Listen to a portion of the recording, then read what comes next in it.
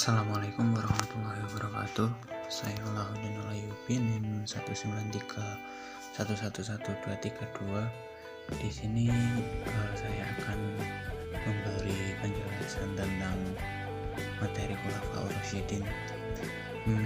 Jadi Khulafaur Rasyidin menurut bahasa berasal dari kata al-khulafa, jamak dari al-khalifah yang artinya pengganti.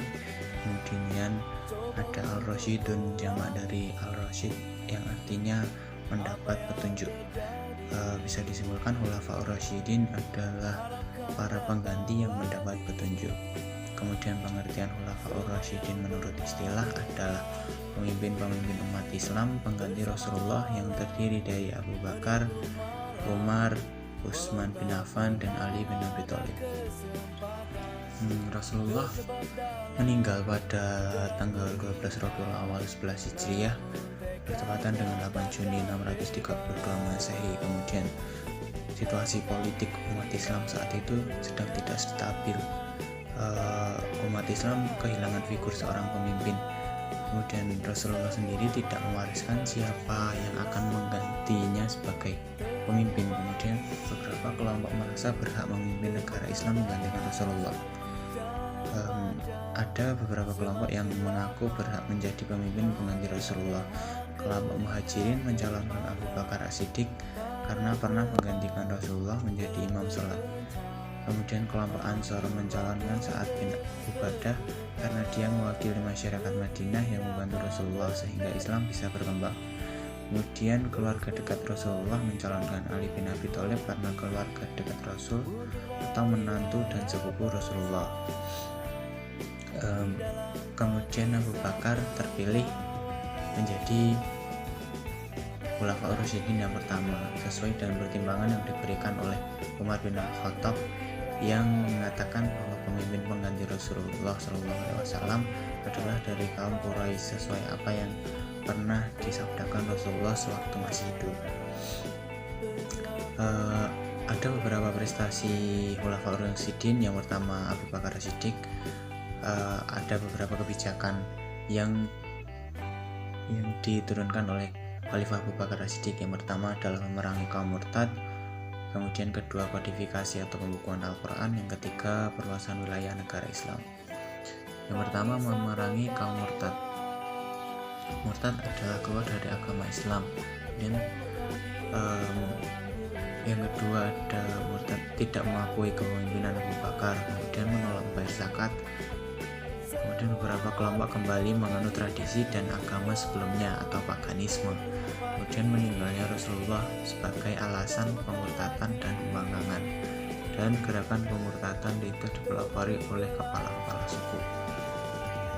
Beberapa tindakan Khalifah Abu Bakar dalam memerangi pemurtadan yaitu dengan mengajak kelompok yang murtad dengan cara persuasif atau damai. Kemudian yang kedua, jika mereka memilih perang ketimbang kembali kepada Islam, umat Islam akan menghadapinya. Kemudian ada kemunculan nabi palsu, dilatar belakangi oleh rasa iri terhadap keberhasilan Nabi Muhammad membangun masyarakat baru. Yang pertama ada Al-Aswad Al-Ansi, berasal dari suku Badui di Yaman. Kemudian ada Tulaihah bin Khuwailid Al-Asadi, berasal dari Bani Asad, Bani Ghatafan, dan Bani Amir. Kemudian ada Malik bin Nuwairah, berasal dari Bani Arbuk dan Bani Tamim. Kemudian Musailamah Al-Kadzab dari Bani Hanifah di Yamamah. Kemudian dalam mengatasi munculnya nabi palsu ini banyak terjadi peperangan antara umat muslim dengan kaum yang dipelopori oleh nabi palsu ini. Dan kebijakan yang kedua adalah kodifikasi Al-Quran. Kodifikasi adalah kegiatan pengumpulan lembaran-lembaran atau mushaf yang berisi tulisan ayat-ayat Al-Quran yang ditulis oleh para sahabat Rasulullah di media kulit binatang, pelepah, kurma, tulang, dan sebagainya. Kodifikasi dilakukan atas dasar usulan Umar bin Khattab dengan pertimbangan sebagai alat bantu untuk mendokumentasikan ayat-ayat Al-Quran, dan banyak para penghafal Al-Quran yang telah meninggal. Kemudian koordinator kodifikasi Al-Quran ini adalah Zaid bin Sabit. Kemudian hasil pengumpulan mushaf ini disimpan oleh Abu Bakar As-Siddiq, digunakan sebagai pedoman pembelajaran Al-Quran saat itu. Setelah Khalifah Abu Bakar meninggal, disimpan oleh Hafsah bin Umar. Yang ketiga adalah perluasan wilayah Islam. Perluasan wilayah pada abad ke-7 sampai dengan abad ke-19 dianggap sebagai hal yang wajar sebagai tindakan politik. Perluasan wilayah yang dilakukan oleh umat Islam pada abad ke-7 ini tidak bisa disamakan dengan perluasan wilayah yang dilakukan oleh suatu negara saat ini. Tiga strategi politik perluasan wilayah Islam pada masa Abu Bakar As-Siddiq yaitu menganjurkan masuk Islam dengan jaminan perlindungan harta dan jiwa. Yang kedua, jika tidak masuk Islam, membayar jizyah atau pajak jiwa dan harta akan dijamin perlindungannya, dan jika menentang akan diperangi. Kemudian wilayah yang menjadi target perluasan wilayah yang dikuasai oleh Kekaisaran Persia dan Bizantium atau yang sekarang ini dikenal dengan Romawi. Persia sekarang ini merupakan Irak atau Suriah, Syam bagian barat, utara Jazirah Arab. Perluasan ke wilayah Persia ini dipimpin oleh Khalid bin Walid dan Musanna bin Harithah. Kemudian Bizantium saat ini Damaskus oleh Yazid Abu Sofyan, kemudian Palestina oleh Amr bin As, kemudian Yordania oleh Syurabil bin Hasanah, dan Hims oleh Abu Ubadah bin Jarrah. Yang kedua, pengganti dari Khalifah Abu Bakar As-Siddiq adalah Khalifah Umar bin Khattab. Sekilas tentang kehidupan Umar bin Khattab sebelum masuk Islam, ia termasuk orang yang paling memusuhi Islam sejajar dengan Umar bin Hisham atau Abu Jahal, dan termasuk golongan orang yang awal masuk Islam. Nama besar Umar memberikan pengaruh terhadap proses dakwah Rasulullah SAW. Umar termasuk orang yang kritis terhadap keputusan Rasulullah, tegas terhadap perkara yang benar dan salah, mempersatukan konflik pergantian kepemimpinan setelah Nabi Muhammad meninggal, dan penasihat utama Abu Bakar As-Siddiq. Prestasi penting Umar bin Khattab yaitu yang pertama perluasan wilayah, penataan administrasi dan keuangan pemerintahan, dan penetapan kalender Hijriah. Yang pertama, perluasan wilayah. Pada masa Umar disebut Futuhat al-Islamiyah karena pada masa ini terjadi keberhasilan perluasan wilayah Suriah yang memiliki kota penting kekuatan Bizantium, Damaskus, Yordania, Yerusalem, Hims, dan Antioquia. Dan yang kedua Persia, kemudian Mesir, Afrika Utara, Armenia, dan Eropa Timur. Umar membagi wilayah-wilayah yang sudah dikuasai menjadi beberapa provinsi. Sa'ad bin Abi Waqqas menjadi gubernur Kufah, dan Amr bin As menjadi gubernur Mesir, dan Muawiyah bin Abu Sufyan menjadi gubernur di Damaskus. Dan yang kedua adalah menata administrasi dan keuangan pemerintahan. Pembentukan Baitul Mal sebagai lembaga yang mengurusi keuangan negara dan Dewan Perang lembaga administrasi ketentaraan. Dan yang kedua, penggajian pertama bagi pegawai pemerintah. Yang ketiga, santunan yang diberikan kepada seluruh rakyat berdasarkan lamanya memeluk Islam. Dan kebijakan yang ketiga ada penetapan kalender Hijriah. Perhitungan tahun Hijriah berdasarkan hijrah Rasul ke Madinah. Hijrah adalah simbol titik balik kemenangan Islam. Hijrah menandai bagian surah-surah Al-Quran, dan hijrah menandai dua periode dakwah. Kemudian dilanjut ke Khalifah Utsman bin Affan. Jadi beberapa kebijakan Khalifah Utsman bin Affan adalah modifikasi mushaf Al-Quran, renovasi Masjid Nabawi, pembentukan angkatan laut, dan perluasan wilayah. Sekilas tentang Khalifah Utsman. Utsman terpilih menjadi khalifah berdasarkan tim yang dibentuk oleh Umar untuk memilih pemimpin penggantinya yang terdiri dari Utsman bin Affan, Ali bin Abi Thalib, Talha bin Ubaidillah, Zubair bin Awam, Abdurrahman bin Auf, dan Sa'ad bin Abi Waqqas. Yang pertama adalah kodifikasi mushaf Al-Quran, dilatar belakangi oleh perbedaan pembelajaran Al-Quran karena pengaruh luasnya wilayah Islam. Utsman membentuk panitia penyusun mushaf Al-Quran yang terdiri dari Abdullah bin Zubair dan Abdurrahman bin Haris dengan koordinator Zaid bin Sabit.